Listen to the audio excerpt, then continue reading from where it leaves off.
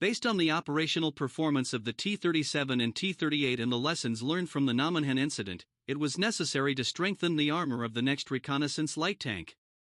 In fact, the Soviet reconnaissance wheeled armored vehicle had a maximum armor thickness of only 8 mm, and it was shot through and destroyed by the concentrated fire of 7.7 mm armor-piercing shells from Japan's heavy machine guns. The same is true for the T-37 and T-38, which were lightened for running on water, and the design team of N.A. Ostrov increased the armor thickness to 13 mm, increased the body volume to ensure buoyancy in response to the increase in weight, and developed a completely new prototype Object 010. 4 prototypes were completed in July 1939. 2 additional tanks were added at a later date, and these were equipped with imported Dodge and D5 engines, 7685 HP, and tested.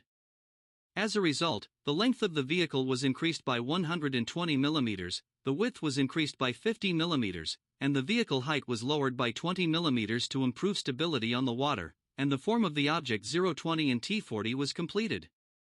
When the German invasion began in June 1941, the T-40S, which became a regular reconnaissance light tank by removing the water navigation equipment and simplifying it in order to increase production, began mass production the following month.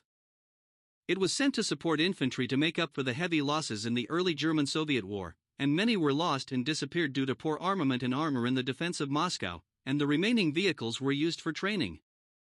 The T-40 was larger than the Soviet amphibious tanks of the past, and the hull shape was closer to that of a normal light tank, but the basic configuration was the same, such as having a hull structure to increase the ability to navigate on the water.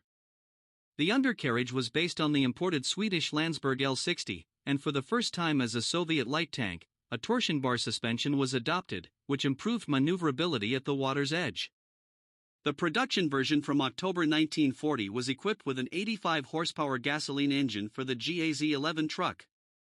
In addition to the conventional 7.62mm DT machine gun, it was armed with a 12.7mm DSHK heavy machine gun, which was able to destroy lightly armored targets in the vicinity and fire suppressive fire at soft targets 3,500 meters away. T-30, Object 030.